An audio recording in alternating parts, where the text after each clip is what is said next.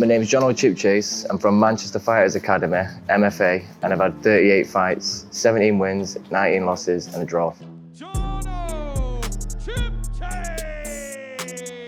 I mean, I've always been sort of known as being tough and strong and durable.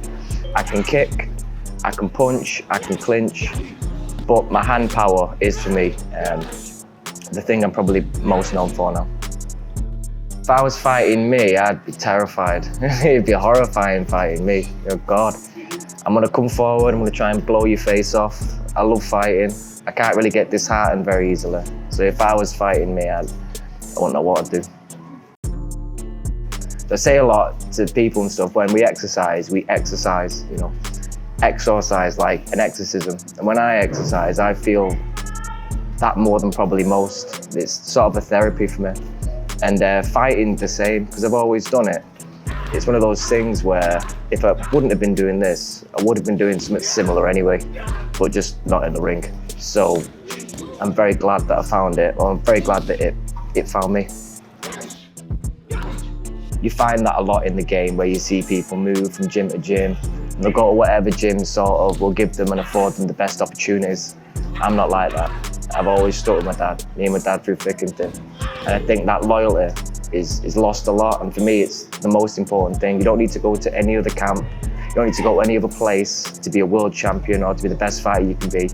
You have to be loyal to yourself, to your coach.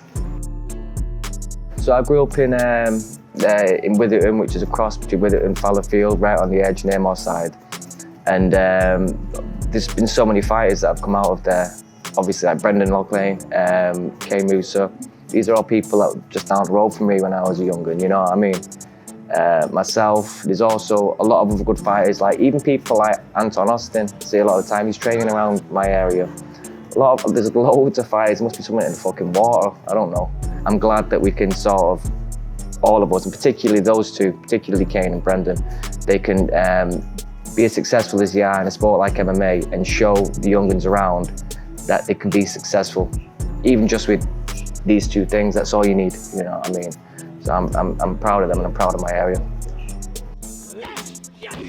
The current state of British Muay Thai, it's amazing. It's the best country outside of Thailand in terms of Thai boxing. I've fought a lot of the best British fighters over the years, and I think that's why I'm so good, because British to me it's the litmus test. So somebody can beat a Spanish guy or an Italian guy or a German guy, and that's not to say they're not good, but if you're from Britain, you're better. And if you're a higher ranked British fighter, then you're better than most people in the world, in my opinion. The young up-and-comers coming through, amazing. People like Joe Ryan, I mean, the performance he just had, incredible work. Back in the old days, you know, the A-class fighters then, they'd be C-class fighters now. The level has increased. So I'm proud to be still one of the stalwarts of sort of British Muay Thai. It's a great scene, and I'm proud to be a part of it. Before I got knocked out by Tam McCourt, it used to be very playful. Fighting was trivial to me almost. I've had a lot of professional fights, but I've never really been hurt. Never really been bothered, apart from when I had my eye, orbital blowout fracture, and I had to have my eye out. Apart from that, it was all pretty trivial to me. After that, it's been a bit more, my motivation's been a little bit more maleficent, I'm a little bit more vicious. I want to do damage. I want to show how good I am. I don't want to show it technically. Even though I am a technical fighter, I want to hurt people. And that's pretty much my motivation. From when I leave that dressing room to when I get to the ring, I can't hear the crowd, I'm not thinking about anything. All I can hear is my corner, the opponent's corner, and all I can see is ways to pick apart and destroy them. I'm a bad guy. I always wanted a world title, but a lot of people are getting world titles now and don't really deserve them.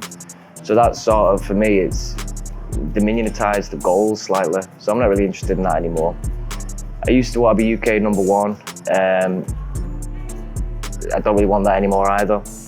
All I want is to be able to put little gloves on, to be able to smash somebody really hard in the face, and to leave a legacy of the last few bodies that I encounter, leaving them knocked out. That is my goal. That's all I want to do. I want to hurt the last few people I fight, so I don't get called out anymore. I want to be left alone. I want peace, you know what I mean? And the way I'll get that is by attaining enough glory to where nobody wants to say my name anymore.